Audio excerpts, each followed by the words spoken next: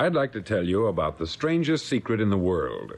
Not long ago, Albert Schweitzer, the great doctor and Nobel Prize winner, was being interviewed in London, and a reporter asked him, "Doctor, what's wrong with men today?" The great doctor was silent a moment, and then he said, "Men simply don't think." And it's about this that I want to talk with you. We live today in a golden age. This is an era that man has looked forward, dreamed of, and worked toward for thousands of years. But since it's here, we pretty well take it for granted. We in America are particularly fortunate to live in the richest land that ever existed on the face of the earth, a land of abundant opportunity for everyone. But do you know what happens? Let's take 100 men who start even at the age of 25. Do you have any idea what will happen to those men by the time they're 65? These 100 men who all start even at the age of 25 believe they're going to be successful. If you asked any one of these men if he wanted to be a success, he'd tell you that he did. And you'd notice that he was eager toward life, that there was a certain sparkle to his eye, an erectness to his carriage, and life seemed like a pretty interesting adventure to him. But by the time they're 65, 1 will be rich, 4 will be financially independent, 5 will still be working, 54 will be broke. Now think a moment. Out of the 100, only 5 make the grade. Why do so many fail? What has happened to the sparkle that was there when they were 25? What's become of the dreams, the hopes, the plans? And why is there such a large disparity between what these men intended to do and what they actually accomplished? When we say about 5% achieve success, we have to define success. And here's the definition. Success is the progressive realization of a worthy ideal. If a man is working toward a predetermined goal and knows where he's going, that man is a success. If he's not doing that, he's a failure. Success is the progressive realization of a worthy ideal. Rollo May, the distinguished psychiatrist, wrote a wonderful book called Man's Search for Himself. And in this book he says, the opposite of courage in our society is not cowardice, it is conformity. And there you have the trouble today. It's conformity. People acting like everyone else, without knowing why, without knowing where they're going. Now think of it. In America right now, there are over 14 million people 65 years of age and over, and about 13 million of these 14 million are broke. They're dependent on someone else for life's necessities. Now, we learn to read by the time we're 7. We learn to make a living by the time we're 25. Usually, by that time, we're not only making a living, we're supporting a family. And yet, by the time we're 65, we haven't learned how to become financially independent in the richest land that has ever been known. Why? We conform. And the trouble is that we're acting like the wrong percentage group, the 95% who don't succeed. Now, why do these people conform? Well, they don't know, really. These people believe that their lives are shaped by circumstances, by things that happen to them, by exterior forces. They're outer-directed people. A survey was made one time that covered a lot of men, working men, and these men were asked this question. Why do you work? Why do you get up in the morning? 19 out of 20 had no idea. If you ask them, they'll say, everyone goes to work in the morning. And that's the reason they do it, because everyone else is doing it. Now let's get back to our definition of success. Who succeeds? The only man who succeeds is the man who is progressively realizing a worthy ideal. He's the man who says, I'm going to become this, and then begins to work toward that goal. I'll tell you who the successful people are. A success is the school teacher who's teaching school because that's what she wanted to do. The success is the woman who's a wife and mother because she wanted to become a wife and mother and is doing a good job of it. The success is the man who runs the corner gas station because that's what he wanted to do. The success is the successful salesman who wants to become a top-notch salesman and grow and build with his organization. A success is anyone who is doing deliberately a predetermined job because that's what he decided to do deliberately. But only 1 out of 20 does that. That's why today there isn't really any competition, unless we make it for ourselves. Instead of competing, all we have to do is create. Now, for 20 years, I looked for the key which would determine what would happen to a human being. Was there a key I wanted to know which would make the future a promise that we could foretell to a large extent? Was there a key that would guarantee a person's becoming successful if he only knew about it and knew how to use it? Well, there is such a key, and I've found it. Have you ever wondered why so many men work so hard and honestly without ever achieving anything in particular, and others don't seem to work hard and yet seem to get everything? They have the magic touch. You've heard them say that about someone. Everything he touches turns to gold. And have you ever noticed that a man who becomes successful tends to continue to become successful, and on the other hand, have you noticed how a man who is a failure tends to continue to fail? It's because of goals. Some of us have them, some don't. People with goals succeed because they know where they're going. Now think of a ship leaving a harbor, and think of it with the complete voyage mapped out and planned. The captain and crew know exactly where it's going and how long it will take. It has a definite goal. 9,999 times out of 10,000, it will get to where it started out to get. Now let's take another ship, just like the first, only let's not put a crew on it, or a captain at the helm. Let's give it no aiming point, no goal, no destination. We just start the engines and let it go. I think you'll agree with me that if it gets out of the harbor at all, it will either sink or wind up on some deserted beach a derelict. It can't go any place because it has no destination and no guidance. It's the same with a human being. Take the salesman, for example. There is no other person in the world today with the future of a good salesman. Selling is the world's highest paid profession, if we're good at it and if we know where we're going. Every company needs top-notch salesmen, and they reward those men. The sky is the limit for them. But how many can you find? Someone once said, the human race is fixed, not to prevent the strong from winning, but to prevent the weak from losing. The American economy today can be likened to a convoy in time of war. The entire economy is slowed down to protect its weakest link, just as the convoy had to go at the speed that would permit its slowest vessel to remain in formation. That's why it's so easy to make a living today. It takes no particular brains or talent to make a living and support a family today. So we have a plateau of so-called security, if that's what a person's looking for. But we do have to decide how high above this plateau we want to aim for. Now let's get back to the strangest secret in the world, the story that I wanted to tell you today. Why do men with goals succeed in life and men without them fail? Well, let me tell you something which, if you really understand it, will alter your life immediately. If you understand completely what I'm going to tell you from this moment on, your life will never be the same again. You'll suddenly find that good luck just seems to be attracted to you. The things you want just seem to fall in line. And from now on, you won't have the problems, the worries, the gnawing lump of anxiety that perhaps you've experienced before. Doubt, fear, well, they'll be things of the past. Here's the key to success, and the key to failure. We become what we think about. Now let me say that again. We become what we think about. Throughout all history, the great wise men and teachers, philosophers and prophets have disagreed with one another on many different things. It is only on this one point that they are in complete and unanimous agreement. Listen to what Marcus Aurelius, the great Roman emperor, said. He said, "A man's life is what his thoughts make of it." Disraeli said this, "Everything comes if a man will only wait. I have brought myself by long meditation to the conviction that a human being with a settled purpose must accomplish it, and that nothing can resist a will that will stake even existence for its fulfillment." Ralph Waldo Emerson said this, "A man is what he thinks about all day long." William James said, "The greatest discovery of my generation is that human beings can alter their lives by altering their attitudes of mind." And he also said, "We need only in cold blood act as if the thing in question were real, and it will become infallibly real by growing into such a connection with our life that it will become real. It will become so knit with habit and emotion that our interest in it will be those which characterize belief." He also said this, "If you only care enough for a result, you will almost certainly attain it.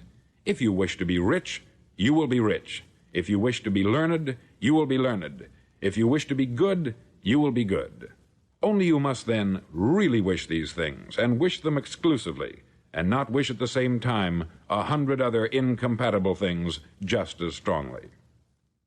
In the Bible you read, in Mark 9:23, "If thou canst believe, all things are possible to him that believeth." Dr. Norman Vincent Peale said this, "This is one of the greatest laws in the universe. Fervently do I wish I had discovered it as a very young man. It dawned upon me much later in life, and I've found it to be one of the greatest, if not my greatest discovery outside of my relationship to God.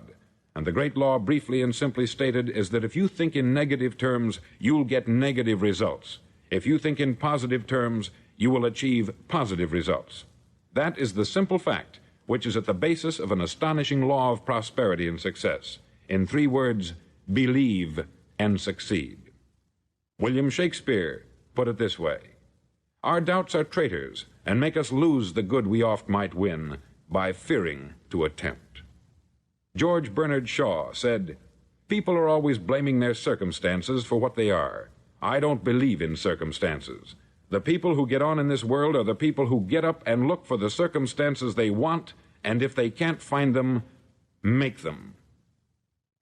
Well, it's pretty apparent, isn't it? And every person who discovered this for a while believed that he was the first one to work it out. We become what we think about. Now, it stands to reason that a person who's thinking about a concrete and worthwhile goal is going to reach it, because that's what he's thinking about. And we become what we think about. Conversely, the man who has no goal, who doesn't know where he's going, and whose thoughts must therefore be thoughts of confusion and anxiety and fear and worry, becomes what he thinks about. His life becomes one of frustration, fear, anxiety, and worry. And if he thinks about nothing, he becomes nothing. Now, how does it work? Why do we become what we think about? Well, I'll tell you how it works as far as we know. Now, to do this, I want to tell you about a situation that parallels the human mind. Suppose a farmer has some land, and it's good, fertile land. Now, the land gives the farmer a choice. He may plant in that land whatever he chooses. The land doesn't care. It's up to the farmer to make the decision. Now, remember, we're comparing the human mind with the land, because the mind, like the land, doesn't care what you plant in it. It will return what you plant, but it doesn't care what you plant. Now, let's say that the farmer has 2 seeds in his hand. One is a seed of corn, the other is nightshade, a deadly poison. He digs 2 little holes in the earth, and he plants both seeds, one corn, the other nightshade. He covers up the holes, waters, and takes care of the land, and what will happen? Invariably, the land will return what is planted. As it's written in the Bible, "As ye sow, so shall ye reap." Remember, the land doesn't care. It will return poison in just as wonderful abundance as it will corn. So up come the 2 plants, one corn, one poison. Now, the human mind is far more fertile, far more incredible and mysterious than the land, but it works the same way. It doesn't care what we plant. Success, failure. A concrete, worthwhile goal, or confusion, misunderstanding, fear, anxiety, and so on. But what we plant, it will return to us. You see, the human mind is the last great unexplored continent on the earth. It contains riches beyond our wildest dreams. It will return anything we want to plant. Now, you might say, well, if that's true, why don't people use their minds more? Well, I think they've figured out an answer to that, too. Our mind comes as standard equipment at birth. It's free, and things that are given to us for nothing we place little value on. Things that we pay money for, we value. The paradox is that exactly the reverse is true. Everything that's really worthwhile in life came to us free. Our mind, our soul, our body, our hopes, our dreams, our ambitions, our intelligence, our love of family and children and friends. All these priceless possessions are free, but the things that cost us money are actually very cheap and can be replaced at any time. A good man can be completely wiped out and make another fortune. He can do that several times. Even if our home burns down, we can rebuild it, but the things we got for nothing, we can never replace. The human mind isn't used merely because we take it for granted. Familiarity breeds contempt. It can do any kind of job we assign to it, but generally speaking, we use it for little jobs instead of big, important ones. Universities have proved that most of us are operating on about 10% of our abilities. Decide now, what is it you want? Plant your goal in your mind. It's the most important decision you'll ever make in your entire life. Do you want to be an outstanding salesman, a better worker at your particular job? Do you want to go places in your company, in your community? All you've got to do is plant that seed in your mind. Care for it. Work steadily toward your goal, and it will become a reality. It not only will, there's no way that it cannot. You see, that is a law, like the laws of Sir Isaac Newton, the laws of gravity. If you get on top of a building and jump off, you'll always go down. You'll never go up. And it's the same with all the other laws of nature. They always work. They're inflexible. Think about your goal in a relaxed, positive way. Picture yourself in your mind's eye as having already achieved this goal. See yourself doing the things you will be doing when you've reached your goal. Ours has been called the phenobarbital age, the age of ulcers and nervous breakdowns. At a time when medical research has raised us to a new plateau of good health and longevity, far too many of us worry ourselves into an early grave trying to cope with things in our own little personal ways, without learning a few great laws that will take care of everything for us. These things we bring on ourselves through our habitual way of thinking. Every one of us is the sum total of his own thoughts. He is where he is because that is exactly where he really wants to be, whether he'll admit that or not. Each of us must live off the fruit of his thoughts in the future, because what you think today and tomorrow, next month and next year, will mold your life and determine your future. You're guided by your mind. I remember one time I was driving through Arizona and I saw one of those giant earth-moving machines roaring along the road at about 35 miles an hour with what looked like 20 tons of dirt in it, a tremendous, incredible machine, and there was a little man perched way up on top with the wheel in his hands guiding it. And as I drove along, I was struck by the similarity of that machine to the human mind. Just suppose you're sitting at the controls of such a vast source of energy. Are you going to sit back and fold your arms and let it run itself into a ditch? Or are you going to keep both hands firmly on the wheel and control and direct this power to a specific, worthwhile purpose? It's up to you. You're in the driver's seat. You see, the very law that gives us success is a two-edged sword. We must control our thinking. The same rule that can lead a man to a life of success, wealth, happiness, and all the things he's ever dreamed of for himself and his family, that very same law can lead him into the gutter. It's all in how he uses it, for good or for bad. This is the strangest secret in the world. Now, why do I say it's strange, and why do I call it a secret? Actually, it isn't a secret at all. It was first promulgated by some of the earliest wise men, and it appears again and again throughout the Bible. But very few people have learned it, understand it. That's why it's strange, and why, for some equally strange reason, it virtually remains a secret. I believe that you could go out and walk down the main street of your town and ask one man after another what the secret of success is, and you probably wouldn't run into one man in a month who could tell you. Now, this information is enormously valuable to us, if we really understand it and apply it. It's valuable to us not only for our own lives, but the lives of those around us, our family, employees, associates, and friends. Life should be an exciting adventure. It should never be a bore. A man should live fully, be alive. He should be glad to get out of bed in the morning. He should be doing a job he likes to do because he does it well. One time I heard Grove Patterson make a speech, the editor-in-chief of the Toledo Daily Blade, and as he concluded his speech, he said something that I've never forgotten. He said something like this: "My years in the newspaper business have convinced me of several things, among them that people are basically good, and that we came from someplace, and we're going someplace. So we should make our time here an exciting adventure. The architect of the universe didn't build a stairway leading nowhere." And the greatest teacher of all, the carpenter from the plains of Galilee, gave us the secret time and time again. As ye believe, so shall it be done unto you. I've explained the strangest secret in the world and how it works. Now I want to explain how you can prove to yourself the enormous returns possible in your own life by putting this secret to a practical test. I want you to make a test that will last 30 days. Now, it isn't going to be easy. If you'll give it a good try, it will completely change your life for the better. Back in the 17th century, Sir Isaac Newton, the English mathematician and natural philosopher, gave us some natural laws of physics which apply as much to human beings as they do to the movement of bodies in the universe. Now, one of these laws is that for every action, there is an equal and opposite reaction. Simply stated, as it applies to you and me, it means we can achieve nothing without paying the price. The results of your 30-day experiment will be in direct proportion to the effort you put forth. To be a doctor, you must pay the price of long years of difficult study. To be successful in selling, and remember that each of us succeeds to the extent of his ability to sell, selling our families on our ideas, selling education in schools, selling our children on the advantages of living the good and honest life, selling our associates and employees on the importance of being exceptional people, to, of course, the profession of selling itself. But to be successful in selling our way to the good life, we must be willing to pay the price. Now, what is that price? Well, it's many things. First, it's understanding emotionally, as well as intellectually, that we literally become what we think about, that we must control our thoughts if we're to control our lives.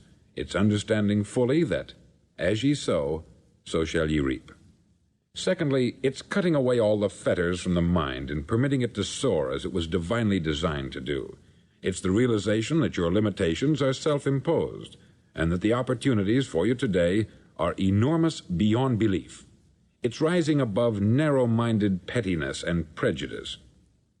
Thirdly, to use all your courage to force yourself to think positively on your own problem, to set a definite and clearly defined goal for yourself, to let your marvelous mind think about your goal from all possible angles, to let your imagination speculate freely upon many different possible solutions, to refuse to believe there are any circumstances sufficiently strong to defeat you in the accomplishment of your purpose, to act promptly and decisively when your course is clear, and to keep constantly aware of the fact that you are, at this moment, standing in the middle of your own acre of diamonds, as Russell Conwell used to point out. Fourth, save at least 10% of what you earn. It's also remembering that no matter what your present job, it has enormous possibilities if you're willing to pay the price. Now let's just go over the important points in the price each of us must pay to achieve the wonderful life that can be ours. It is, of course, worth any price. 1, you will become what you think about. 2, remember the word imagination. Let your mind soar. 3, courage. Concentrate on your goal every day. 4, save 10% of what you earn. And action. Ideas are worthless unless we act on them. Now I'll try to outline the 30-day test I want you to make. Now keep in mind that you have nothing to lose by making this test, and everything you could possibly want to gain. There are 2 things that may be said of everyone. Each of us wants something, and each of us is afraid of something. I want you to write on a card what it is you want more than anything else. It may be more money. Perhaps you'd like to double your income or make a specific amount of money. It may be a beautiful home. It may be success at your job. It may be a particular position in life. It could be a more harmonious family. Each of us wants something. Write down on your card specifically what it is that you want. Make sure it's a single goal and clearly defined. You needn't show it to anyone, but carry it with you so that you can look at it several times a day. Think about it in a cheerful, relaxed, positive way each morning when you get up, and immediately you have something to work for, something to get out of bed for, something to live for. Look at it every chance you get during the day and just before going to bed at night. As you look at it, remember that you must become what you think about, and since you're thinking about your goal, you realize that soon it will be yours. In fact, it's yours really the moment you write it down and begin to think about it. Look at the abundance all around you as you go about your daily business. You have as much right to this abundance as any other living creature. It's yours for the asking. Now we come to the difficult part. Difficult because it means the formation of what is probably a brand new habit, and new habits are not easily formed. Once formed, however, it'll follow you for the rest of your life. Stop thinking about what it is you fear. Each time a fearful or negative thought comes into your consciousness, replace it with a mental picture of your positive and worthwhile goal. There will come times when you will feel like giving up. It's easier for a human being to think negatively than positively. That's why only 5% is successful. You must begin now to place yourself in that group. For 30 days, you must take control of your mind. It will think only about what you permit it to think. Each day for this 30-day test, do more than you have to do. In addition to maintaining a cheerful, positive outlook, give of yourself more than you've ever done before. Do this knowing that your returns in life must be in direct proportion to what you give. The moment you decide on a goal to work toward, you're immediately a successful person. You're then in that rare and successful category of people who know where they're going. Out of every 100 people, you belong to the top 5. Don't concern yourself too much with how you're going to achieve your goal. Leave that completely to a power greater than yourself. All you have to do is know where you're going. The answers will come to you of their own accord. Remember these words from the Sermon on the Mount, and remember them well. Keep them constantly before you this month of your test. Ask, and it shall be given you. Seek, and ye shall find. Knock, and it shall be opened unto you. For every one that asketh receiveth, and he that seeketh findeth, and to him that knocketh it shall be opened. It's as marvelous and as simple as that. In fact, it's so simple that in our seemingly complicated world it's difficult for an adult to understand that all he needs is a purpose and faith. For 30 days, do your best. If you're a salesman, go at it as you've never done before, not in hectic fashion, but with the calm, cheerful assurance that time well spent will give you the abundance in return you deserve and want. No matter what your job, do it as you've never done it before for 30 days. And if you've kept your goal before you every day, you'll wonder and marvel at this new life you've found. Dorothea Brande, outstanding editor and writer, discovered it for herself and tells about it in her fine book, Wake Up and Live. Her entire philosophy is reduced to the words, act as though it were impossible to fail. She made her own test with sincerity and faith, and her entire life was changed to one of overwhelming success. Now you make your test for 30 full days. Don't start your test until you've made up your mind to stick with it. You see, by being persistent, you're demonstrating faith. Persistence is simply another word for faith. If you didn't have faith, you would never persist.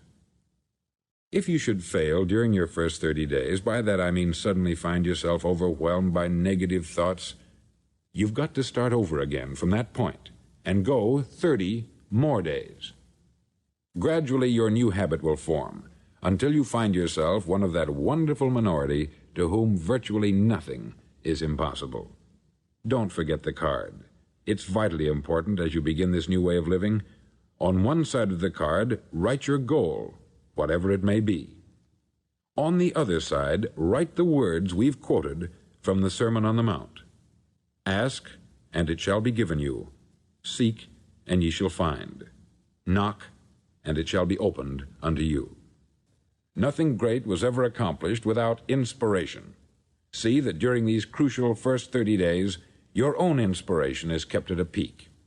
Above all, don't worry. Worry brings fear, and fear is crippling. The only thing that can cause you to worry during your test is trying to do it all yourself. Know that all you have to do is hold your goal before you. Everything else will take care of itself. Remember also to keep calm and cheerful. Don't let petty things annoy you and get you off course. Now, since making this test is difficult, some may say, well, why should I bother? Well, look at the alternative. No one wants to be a failure. No one really wants to be a mediocre individual. No one wants a life constantly filled with worry, fear, and frustration. Therefore, remember that you must reap that which you sow. If you sow negative thoughts, your life will be filled with negative things. If you sow positive thoughts, your life will be cheerful, successful, and positive. Now, gradually, you will have a tendency to forget what you've heard on this record. Play it often. Keep reminding yourself of what you must do to form this new habit. Gather your whole family about and listen to what's been said here at regular intervals. You know, most men will tell you that they want to make money without understanding the law. The only people who make money work in the mint. The rest of us must earn money. This is what causes those who keep looking for something for nothing or a free ride to fail in life. The only way to earn money is by providing people with services or products which are needed and useful. We exchange our product or service for the other man's money. Therefore, the law is that our financial return will be in direct proportion to our service. Success is not the result of making money. Making money is the result of success, and success is in direct proportion to our service. Most people have this law backwards. They believe that you're successful if you earn a lot of money. The truth is that you can only earn money after you're successful. It's like the story of the man who sat in front of the stove and said to it, "Give me heat, and then I'll add the wood." How many men and women do you know, or do you suppose there are today, who take the same attitude toward life? There are millions. We've got to put the fuel in before we can expect heat. Likewise, we've got to be of service first before we can expect money. Don't concern yourself with the money. Be of service. Build, work, dream, create. Do this, and you'll find there's no limit to the prosperity and abundance that will come to you. Prosperity is founded upon a law of mutual exchange. Any person who contributes to prosperity must prosper in turn himself. Sometimes the return will not come from those you serve, but it must come to you from someplace, for that is the law. For every action, there is an equal and opposite reaction. As you go daily through your 30-day test period, remember that your success will always be measured by the quality and quantity of service you render, and money is a yardstick for measuring this service. No man can get rich himself unless he enriches others. There are no exceptions to a law. You can drive down any street in America and from your car estimate the service that's being rendered by the people living on that street. Had you ever thought of this yardstick before? It's interesting. Some, like ministers and priests and other devoted people, measure their returns in the realm of the spiritual, but again, their returns are equal to their service. Once this law is fully understood, any thinking person can tell his own fortune. If he wants more, he must be of more service to those from whom he receives his return. If he wants less, he has only to reduce this service. This is the price you must pay for what you want. If you believe you can enrich yourself by deluding others, you can only end by deluding yourself. It may take some time, but just as surely as you breathe, you'll get back what you put out. Don't ever make the mistake of thinking you can avert this. It's impossible. The prisons and the streets where the lonely walk are filled with people who tried to make new laws just for themselves. We may avoid the laws of man, but there are greater laws that cannot be broken. An outstanding medical doctor recently pointed out 6 steps that will help you realize success. 1. Set yourself a definite goal. 2. Quit running yourself down. 3. Stop thinking of all the reasons why you cannot be successful, and instead think of all the reasons why you can. 4. Trace your attitudes back through your childhood and try to discover where you first got the idea you couldn't be a success, if that's the way you've been thinking. 5. Change the image you have of yourself by writing out a description of the person you would like to be. And 6. Act the part of the successful person you have decided to become. The doctor who wrote those words is a noted West Coast psychiatrist, David Harold Fink, M.D. Do what all experts since the dawn of recorded history have told you you must do. Pay the price by becoming the person you want to become. It's not nearly as difficult as living unsuccessfully. Make your 30-day test. Then repeat it. Then repeat it again. Each time it will become more a part of you until you'll wonder how you could ever have lived any other way. Live this new way, and the floodgates of abundance will open and pour over you more riches than you may have dreamed existed. Money? Yes, lots of it. But what's more important, you'll have peace. You'll be in that wonderful minority who lead calm, cheerful, successful lives. Start today. You have nothing to lose, but you have a life to win.